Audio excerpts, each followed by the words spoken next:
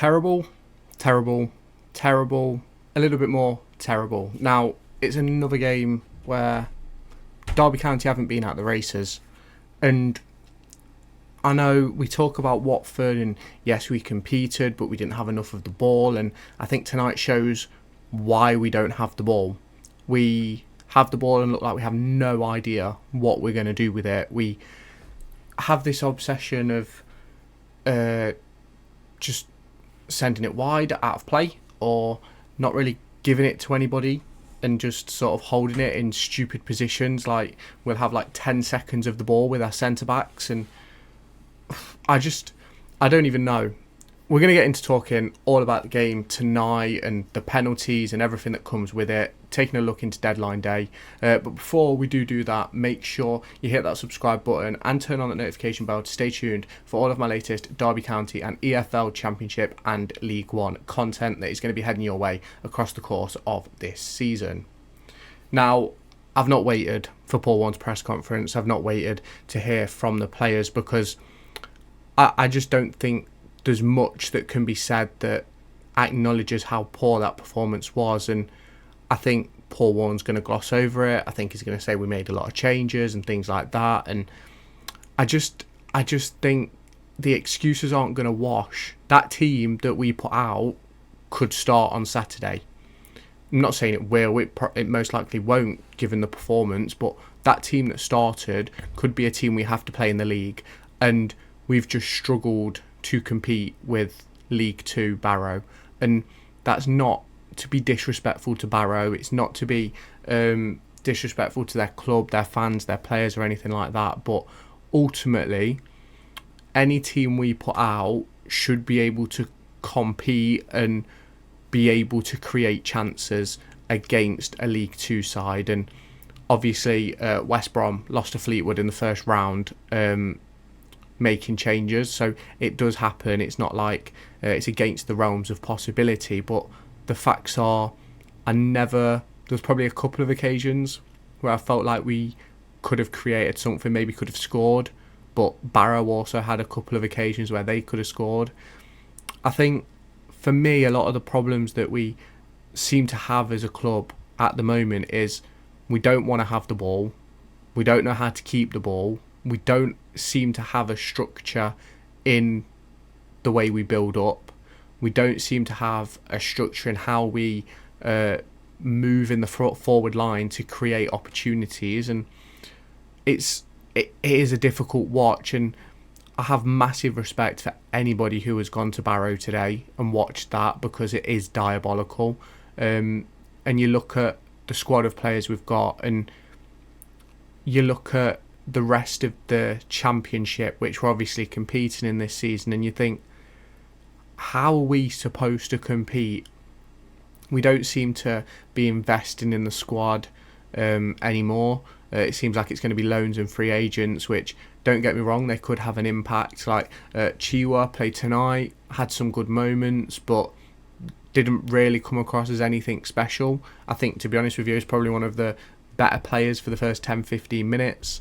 You obviously look at the signing of Kenzo, and I'm starting to think, what was the point? Because he's a player who likes to be on the ball, likes to create things on the ball, and he never seems to get the ball. In build-up play, we go to, as depending who's playing the role, it's either Ozzo or Adams. Why aren't we giving the ball to Kenzo? Yes, obviously you want Kenzo a little bit further up the pitch so he can be a bit creative. Fair enough. But why are we not giving Kenzo the ball? Why are we not creating these opportunities? And like this season on the whole so far has been difficult to watch. Middlesbrough, the overall result was amazing. The performance wasn't really, when you look at it on a bigger picture. Yes, we scored on the counter, which is a Paul Warne thing to do. We defended resolutely, amazing. Defensively, we were great. Attacking wise, we offered next to nothing. You obviously look at the Blackburn game. Defensively, we was unstable, didn't really create anything. Watford, apart from really a couple of opportunities throughout the game, especially the Ibu Adams one late on when Sonny Bradley won as well, didn't really create a great deal other than that. And it is really hard to sort of look at this Derby County squad, the management structure, the style of play, and think that we're going to do well this season and be able to compete in this division. Because if we put in performances like we put in tonight against championship sides, we're going to get ripped to shreds. And if you have not done so already, make sure you hit that subscribe button down below and turn on that notification bell to stay tuned for all of my latest Derby County and EFL Championship and League One content, which is heading your way across the course of this season. If you have not done so already, make sure you let me know your thoughts on tonight's performance down in the comments. I think you've probably gathered so far by the start of this video that I'm not particularly impressed, and I think we have a long way to go before we can start talking about a survival championship side, and whether that means a change of management or things like that down the line. That's a question which we'll get into further on into the season. So it's going to be an interesting one. Make sure you hit that subscribe button, turn on the notification bell, and I'll catch you in the next part of this video. Don't get me wrong, we'll win games this season, we'll lose games this season, there'll be highs, there'll be lows, there'll be trials, there'll be tribulations, and we've just got some massive problems at this club, and certainly within the fan base, because there's a lot of people that are absolutely that seem to be okay with us being poor and giving the example of last season to, oh, we can turn it around, blah de blah. But I think the big difference was we had arguably the best squad in League One last year. This season we don't have anywhere near the best squad in the Championship. We don't have anywhere near what I'd consider, in my opinion, a mid-table squad. I don't even think we're in that conversation. We're certainly within that bottom six conversation. And yes, I've predicted Derby to finish 21st. I said it's going to be a long and difficult season, but I expected us to look a bit better. I expected us to be able to have the ball and make things happen. I expected the style of play to progress, and ultimately it hasn't across the course of this transfer window, across the course of pre-season. It hasn't changed at all. I can see there being a world when we bring in another centre-back that we go to a back three, not to be more defensively solid, but because then you can have more players close to the number 9. And I think ultimately, if we're going to score goals this season, we need 3 people as close to the middle of the box as possible, because we're not creating anything, we're not getting into good positions. And yes, we have the occasional breakaway, but tonight, I haven't looked at the stats. I'm not going to look at the stats right now. We'll look at that when I look into the Bristol City game at the weekend. But it's poor. It's just very poor, and I don't know whether this is it a Paul Warne thing? Is it a confidence thing? Is it a player thing? Are they if we go back to last season, we started poorly last year, and obviously in League One it's a different conversation because we had one of the best squads. It was always possible that we could turn it round, but how far into this season can we go playing like this? Because obviously there's a lot of people that will look at it and think, oh, we'll be okay, it's only 5 games in. But for me, I think, I'm not saying that 5 games in that's how you're going to finish, but I think you set up a performance level that you've got to hit consistently, and the performance levels that we're hitting right now I don't think are that good. We're not very good on the ball, which makes it difficult to create chances. We've never really been an open play chance creation team under Paul Warne anyway. If I went and looked back through last season's numbers regarding set plays and open play and things like that, yes, open play, it would be higher because you have more time in open play than set pieces, but I don't think it would be as high as you expect it should be for a team that challenged for promotion, and we're one of the best teams in the league.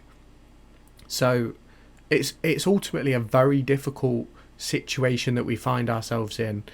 I've said numerous times that Paul Warne will probably get until October, November. I think there's an international break around that time.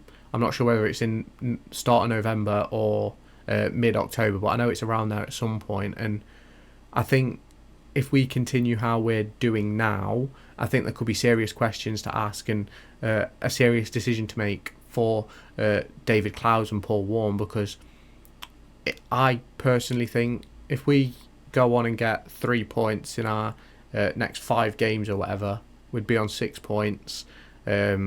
We'd be on 6 points after 8 in the league. We'd be out of the cup competitions. We'd probably still be out of the relegation zone, probably, but who knows? And I just think it's a really, really, really difficult situation right now because I just don't think we're good enough.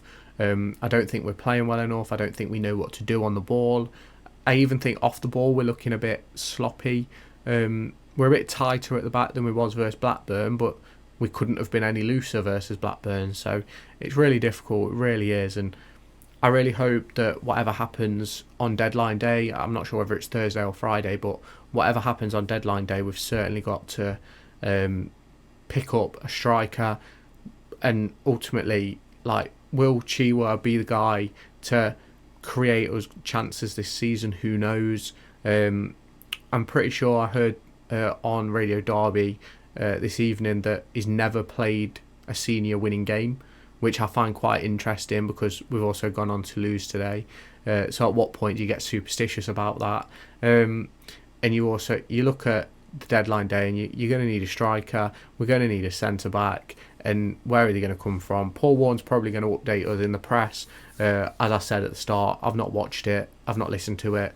I will do at some point, and we'll assess it when I make my video about the preview for the Bristol City game. That'll probably drop on Thursday, and we'll just have to see what happens with transfers and things like that as the season progresses, because it's difficult right now to look at what we're doing, how we're doing it, and things like that. And I just think we're missing a lot of quality. And when you think Barrow have just gone toe to toe with us and have barely been touched, I think that just speaks volumes of where Derby County are right now. So obviously you can let me know your thoughts down in the comment section.